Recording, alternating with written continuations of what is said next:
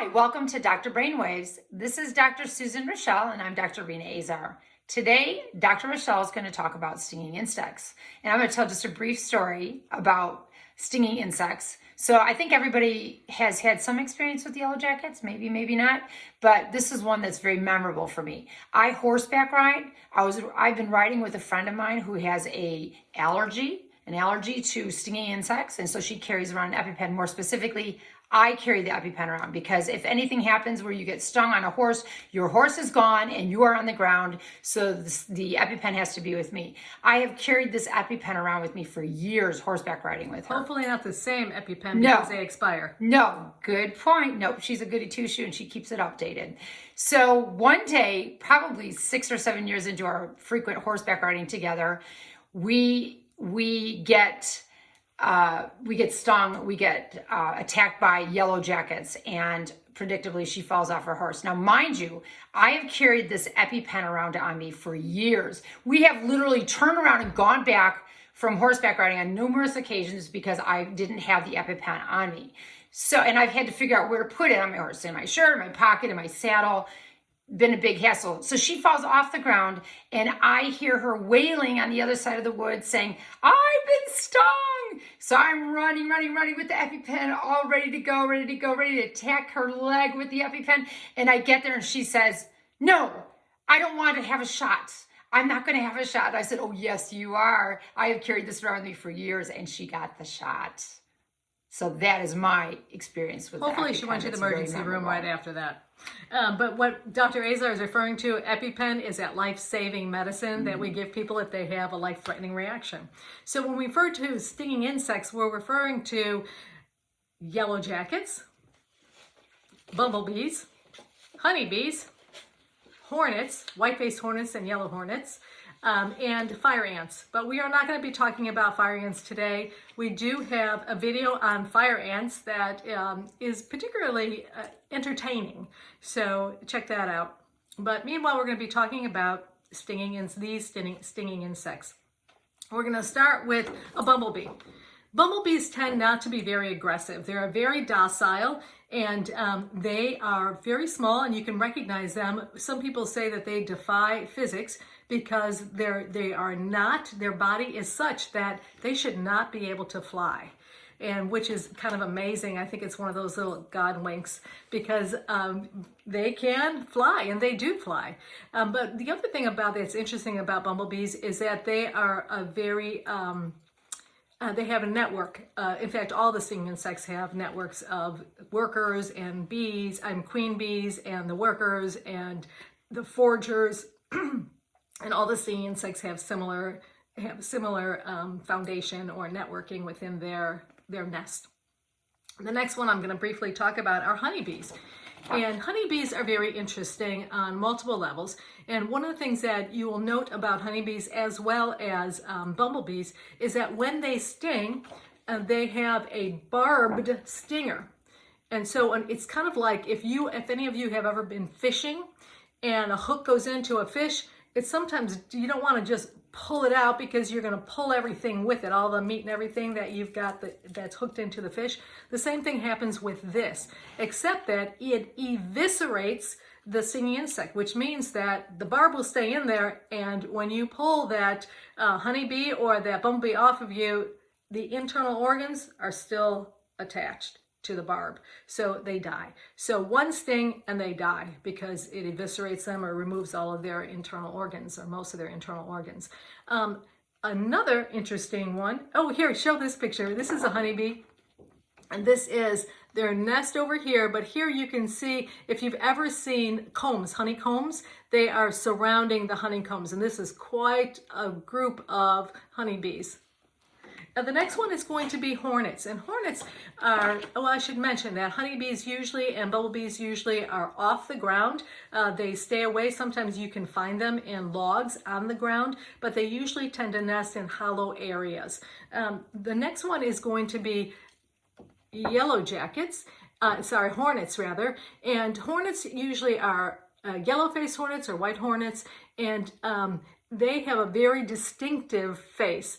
I actually enjoy talking about these, but many people will be able to recognize hornets because of their size, and they are very similar to yellow jackets. I'm going to show you the nest. It looks like a Japanese lantern. They're like artists because of where it is. And they usually build their nest in their aerial, so they're usually in trees or high shrubs. They can be in rafters and other places, but their nest is very distinctive. They, again, usually don't attack unless provoked, just like the honeybee and the bumblebee. They tend not to attack unless they are provoked. On the other hand, yellow jackets. Yellow jackets, unfortunately, are very aggressive. And the reason why and they usually, I'm sure most of you have encountered them before, they frequently will build a nest, and you probably have seen them. They will be on your back porch, they'll be in the rafters, and a common place for them is going to be in the ground. And so unfortunately with yellow jackets, they are scavengers. So one of the things that they will do is they will go to garbages, and they enjoy sweet things. I have had a patient who was drinking a soda, and a yellow jacket flew inside the soda, and unknowingly she drank it and was stung on her tongue. She developed, of course, swelling of the tongue, and that made it problematic to breathe, but she also developed hives and some other symptoms that were suggestive of anaphylaxis. So those are the common stinging insects. The one that I don't have a picture of is a wasp. And wasp, the way that they will also sting, it's not barbed, so they can sting multiple times, just like yellow jackets can sting multiple times, hornets can sting multiple times. And patients have told me that when they've been stung by a hornet, oh my gosh, it's extremely painful. But if you're stung multiple times by any stinging insect, it will be painful. And what I've heard too is that from a lot of my patients is that fire ants are one of the most painful, just because they attack en masse. So you're going to get multiple stings and that little pustule will form. But again, hashtag fire ant.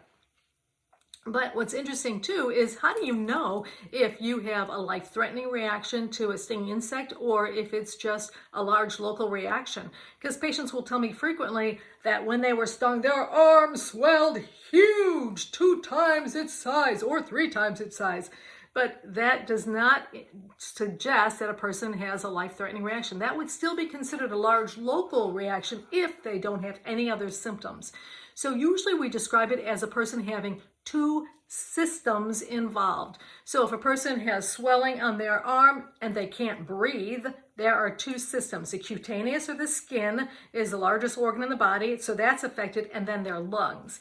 So that would be 2 systems, which would suggest anaphylaxis. So again, hashtag anaphylaxis, but if someone's having an anaphylactic reaction, then you want to make sure that A, they are identified as having an anaphylactic reaction. The ways to do that is by seeing a specialist like myself or another allergist who can perform testing. So skin testing should be performed. If skin testing to the insect is negative, to the stinging insect is negative, then a blood test should be done. And if one has a very compelling history and both those are negative, then they need to repeat the skin testing in 6 months. So, and if it turns out that the testing is positive, and especially with a compelling history like that, it usually is positive. In fact, 90% of the time it'll be positive. Then what you want to do is that emergency preparedness. Carry auto-injectable epinephrine. One device is the one that Dr. Azar talked about. Another is AviQ, and hashtag AviQ, hashtag epinephrine. We also have a video on how to use those devices. So those things are going to be helpful, but then wearing a medical alert bracelet or some kind of identification tag that lets a first responder know that you have a history of anaphylaxis, so they know exactly what to do when they get to the scene.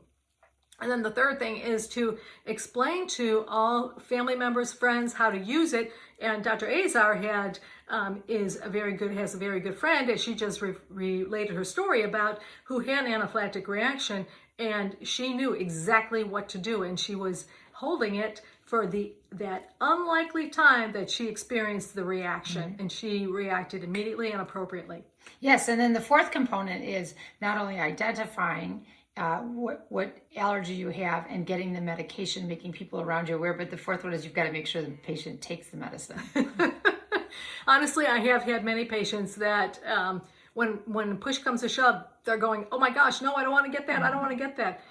typically, if someone is severe, they won't even be able to tell you that. You just give it because they feel so bad. And in part of that third piece is going to the emergency department even after they've had the epinephrine, because they can have a biphasic reaction, anaphylaxis, hashtag anaphylaxis, a biphasic reaction in which they get another reaction without a subsequent sting in 8 to 12 hours later. So those are some of the things that you need to know about. Dr. Azar is going to recap for us an overview of stinging insect allergy. So we talked today about the fact that there are multiple different stinging insects, and she's given you visuals. She's also talked with you a little bit about which ones are aggressive versus not, although I suspect that many people have life experiences that would teach them that. She's also talked a little bit about the fact that honeybees, for example, have barbed stingers and therefore will die. And bumblebees. Right, and you don't have to worry about repetitive stinging with those particular, with those bees, but that hornets and yellow jackets can be repetitive stingers. She talked with you about the fact that it needs to be identified. Medications need to be obtained and you need to know how to use them. It sounds kind of silly, but it's a surprising number of people that have Epipens and don't know how to use them. Epipens need to be updated, and also your family members need to be updated. You need to let everybody around you know, either verbally and preferably with a medical alert bracelet, that you need to be taken care of if you have exposure to a sting such as these. And then you have to make sure that they take the medication. And I actually have one final point, and that is treatment, which I didn't go over besides the emergency preparedness, is there are allergen immunotherapy. Again, we call it venom immunotherapy. So people like Dr. Azar's colleague, she can be treated with the very thing that she's allergic to, and it can cure her allergy to stinging insects. Mm-hmm. I think that's a really important point. So if you're somebody that's not a big outdoor person and you don't want to deal with that, you don't have to. But if you're somebody that is outdoor regularly because of your recreational activities or your job, that is a very significant consideration. Thanks for visiting Dr. Brainwaves.